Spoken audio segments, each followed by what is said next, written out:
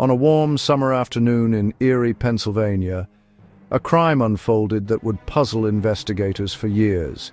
It involved a pizza delivery man, a deadly collar bomb, and a strange scavenger hunt.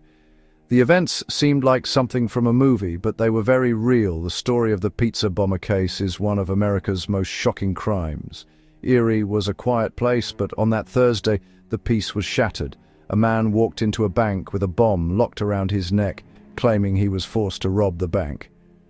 Police and news crews rushed to the scene and the whole country watched. The case became known as the pizza bomber case, filled with mystery and dark secrets. As an FBI agent, I found this case unique, with many layers like peeling an onion. The crime involved a group of people connected in strange ways, with tangled and dark motives. The initial reports were confusing.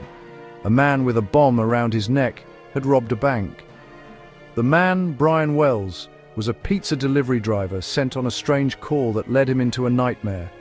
The world watched as the clock ticked down. The story of that day is a cautionary tale of how a normal day can turn into a horrifying spectacle. The crime was a puzzle that took years to solve. The bomb was still active, and it was a situation no police officer is ever fully prepared for. The story left everyone asking one big question: what was really going on?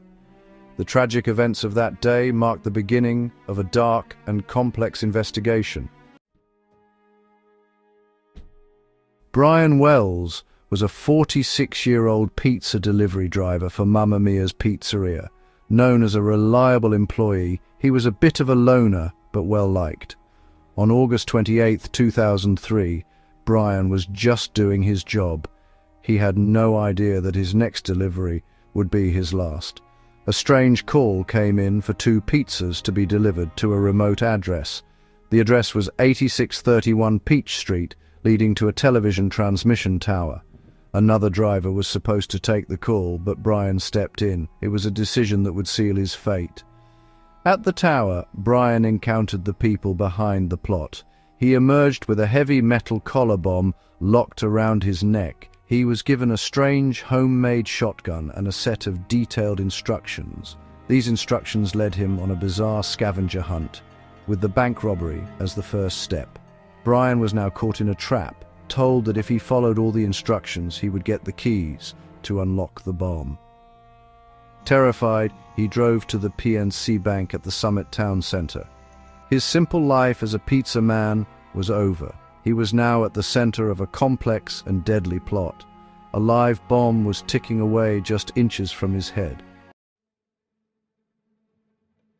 Brian Wells walked into the PNC Bank just before 2:30 p.m., visibly nervous. He carried a cane-like shotgun and a note for the teller explaining the bomb situation. The note demanded $250,000, warning the teller to act quickly. Bank employees, shocked and scared, gave him a bag of money, far less than demanded. Brian took the money and left the bank. The collar bomb was a terrifying device, a hinged metal contraption with explosives and a trigger mechanism. Brian told the police he was forced to rob the bank, a hostage desperate for help. After leaving the bank, he followed the instructions given to him. The plan was set up like a game, but with deadly stakes. Police spotted Brian's car and pulled him over near a fast food restaurant. A strange and public standoff began. Brian got out of his car, hands up, telling police about the bomb. He sat on the pavement, frightened, repeating that the bomb would go off. Police took cover, unsure if the bomb was real, and called the bomb squad. The scene was chaotic, with news helicopters broadcasting live. Everyone watched and waited, hoping for a safe resolution. The bomb squad was on its way, but time was running out. The situation was unprecedented, a terrifying spectacle for the world to see. The bomb was a serious threat, and the police had to treat it as such. The public standoff was about to reach its tragic conclusion. The world watched as the clock ticked down. Surrounded by police, Brian Wells grew desperate, handcuffed with the collar bomb around his neck. He repeatedly told officers he was forced into this, begging for help. The police kept their distance, waiting for the bomb squad. The bomb started beeping, the sound growing faster. Brian panicked, knowing what this meant. He looked at the officers and news cameras, saying, "It's going to go off." The police could only watch from a safe distance. The bomb squad was minutes away, but time was running out. At 3:18 p.m., the device detonated. The explosion was loud and powerful, killing Brian instantly. The blast was a shocking and tragic end to the standoff. The quiet afternoon in Erie turned into a scene of horror. The crime was now a murder, leaving investigators with more questions. Brian's death left a puzzle for the police to solve. The investigation into one of America's most bizarre crimes had just begun.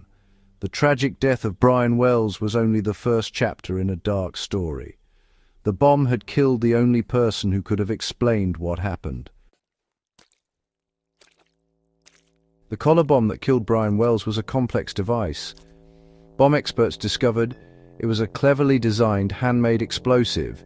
It was a hinged, triple-banded metal collar with a metal box housing the bomb.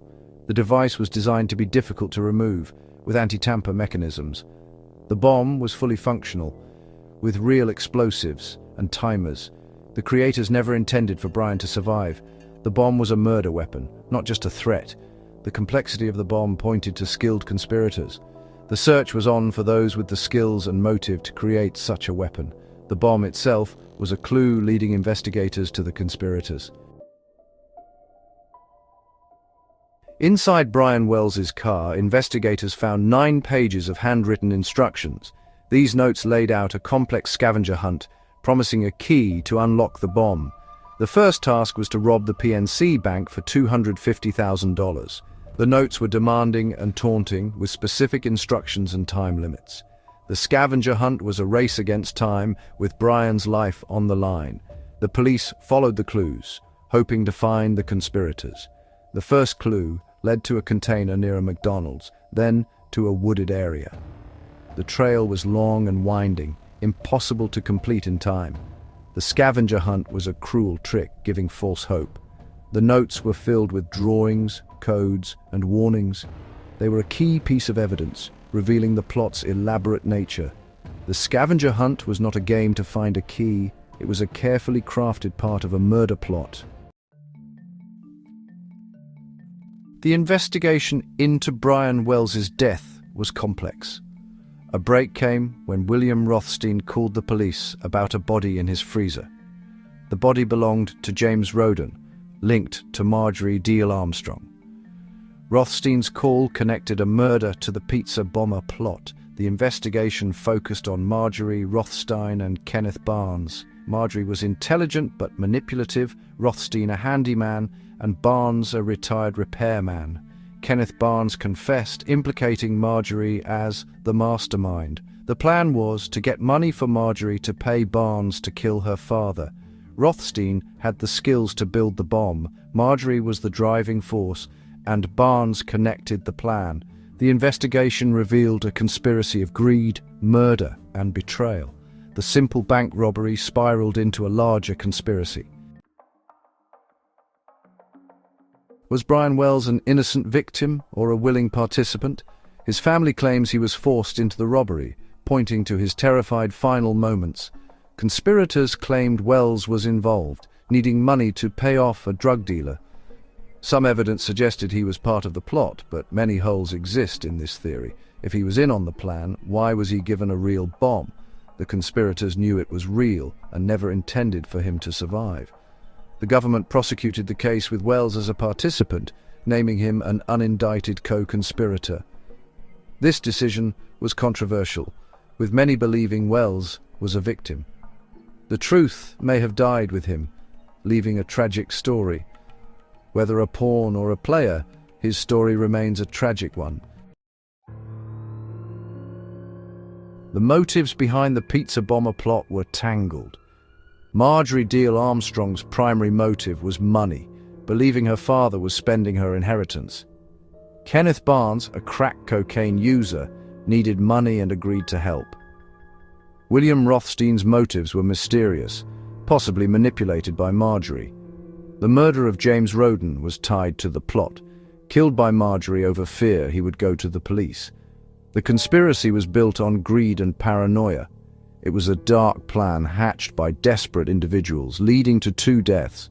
The entire plot was a tangled mess of greed, fear, and personal vendettas. The conspirators were driven by dark impulses, leading to a tragic outcome. The pizza bomber case remains a chilling example of a complex conspiracy. With the conspiracy unraveled, the legal process began.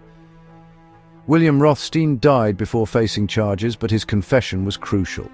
Marjorie Deal Armstrong, the mastermind, was the main target of prosecution. Her trial was delayed due to mental health issues, but she was eventually deemed fit. In 2010, she was found guilty and sentenced to life in prison, plus 30 years. Kenneth Barnes pleaded guilty and received a reduced sentence for his cooperation. The legal outcomes brought a close to the official investigation. The strange nature of the crime and unanswered questions ensure the case is not forgotten.